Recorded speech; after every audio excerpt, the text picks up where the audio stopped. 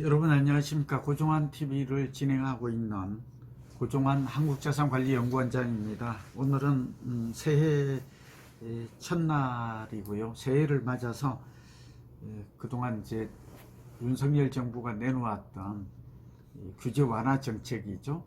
부동산의 새로운 제도가 2023년부터 시행될 예정, 확정된 것도 있고 아직 여야 간의 합의를 통해서 입법으로 처리될 내용도 있습니다만 이런 내용들을 좀 살펴보고 또 이런 것들이 부동산 시장에는 또 어떤 영향, 우리는 또 어떻게 해야 할까, 그런 얘기를 나눠볼까 합니다.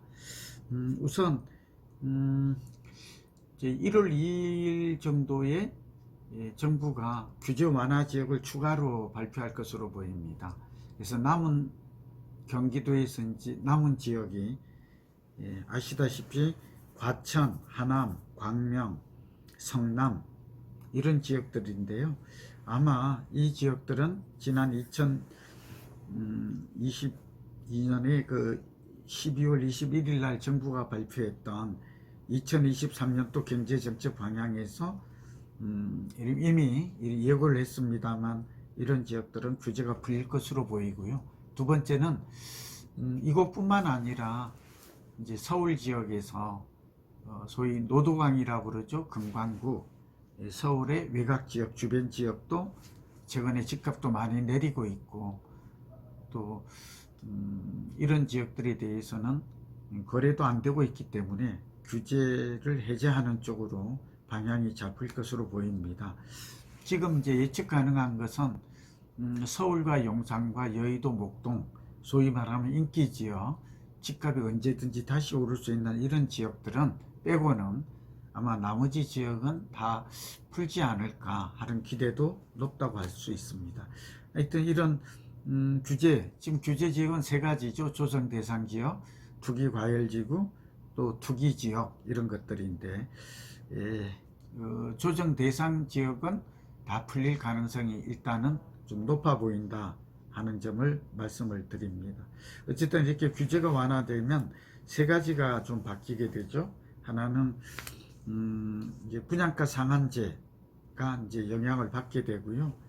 그리고 이제 전매 제한 기간도 좀 달라지게 됩니다. 그리고 청약 제도도 좀 달라지죠. 1순위 통장 가입자가 2년에서 6개월 가입한다든지, 또 하나는 예비 당첨제라는 게 있죠.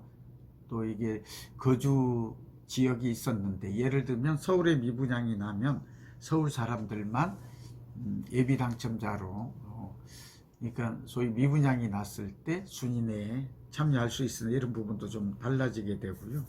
그 다음에 자금 조달 계획서 같은 것들을 또 내야 되는데 이런 부분들도 좀 완화가 되게 됩니다. 어쨌든 규제 지역에서 해제가 되면 재건축과 세금과 대출과 또 전매 제한, 거주 의무 이런 쪽에서 많이 완화가 된다는 점은 그만큼 이제 실수요자는 물론이고 다주택자도 내 집을 마련할 때 그만큼 내 집 마련의 기회가 좀 넓어진다 하는 점을 알 수가 있습니다. 그리고 이제 이전에도 말씀을 드렸습니다만 윤석열 정부는 세금, 재건축, 세금, 대출 규제 완화를 전방위적으로 지금 하고 있습니다.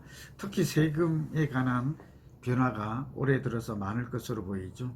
취득세 같은 경우에는 1주택자는 1에서 3%, 2주택자는 규제 지역에서는 8%, 3주택은 이상은 이제 12%였는데 이 세율 자체가 이제 1에서 3%는 유지가 되고 8%는 4%로 12%는 6%로 이렇게 낮아집니다. 그러니까 중과세율이 없어진다. 일반 세율 내지 기본 세율이 적용이 된다 하는 점을 말씀드리고, 이렇게 되면 다주택자들이 아무래도 세금 부담이 좀 낮아져서 좀 유리한 그 주택 구입 환경이 될 것으로 보입니다. 보유세 같은 경우도 많이 좀 낮아지죠. 보유세도 지금 다주택자에 대한 보유세의 중간은 많이 좀 낮아지게 되고, 그런 의미에서 우리가 6억 원에서 9억 원 기본 공제 금액, 그 다음에 1가구 1주택자인 경우는 11억 원에서 12억 원. 그러니까 이제 부부 같은 경우에는 2, 9, 18 해서 18억까지 각각 보유하게 되면 종부세를 내지 않아도 됩니다. 예, 그런 면에서 종부세 또 중과세율도 많이 낮아지죠. 그래서 일반 세율이 적용이 됩니다.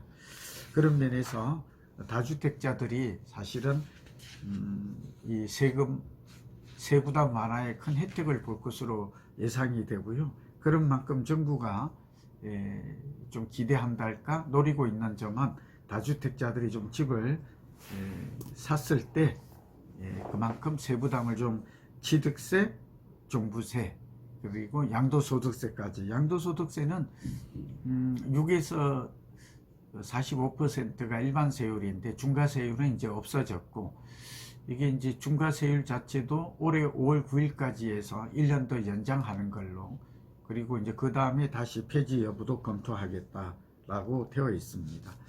그렇게 되면 이제 경기도 지역에 네 군데 규제 완화되는 지역들은 아무래도 이제 거래가 다소 좀 살아날 것으로 보이고, 서울 지역 같은 경우에도 좀 거래가 급매물 위주의 거래는 좀 살아날 것이다. 그러나 그렇게 된다고 하더라도 시장의 흐름을 좀 반전시킬 정도는 아닐 것으로 보입니다. 아무튼 계속 얘기를 드렸지만 금리 부담으로 따른 그 이자가 계속 좀 늘어날 수밖에 없고, 대출 규제를 완화했다고 하지만 이 부분도 뭐 소위 말하면 대출 규제를 완화해도 금리가 높은데 누가 대출을 받아서 집을 사겠어요?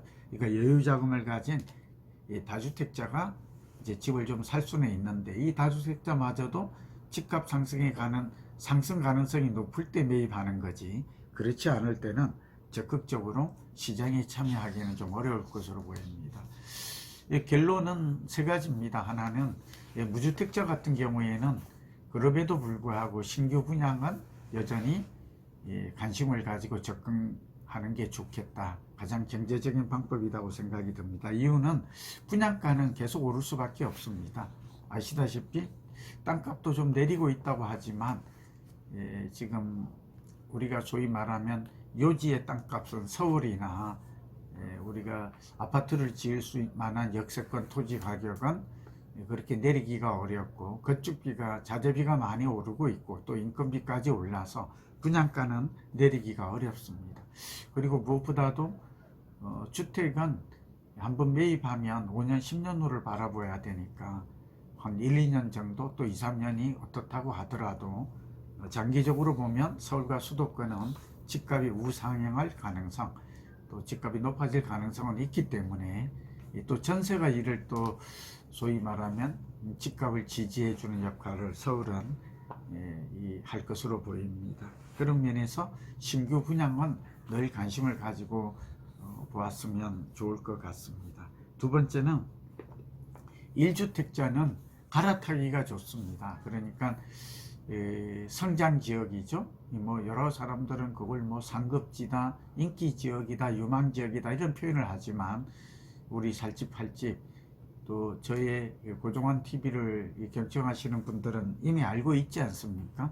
애매하고 이렇게 아리까리한 개념이 아니라 인구 증가, 소득 증가, 인프라 증가, 행정 계획이 받쳐주는 그런 성장 지역으로 갈아타거나, 또 하나는 이제 슈퍼 부동산, 슈퍼 리얼티죠. 슈퍼 아파트로 갈아타는 전략이 바람직할 것으로 보입니다.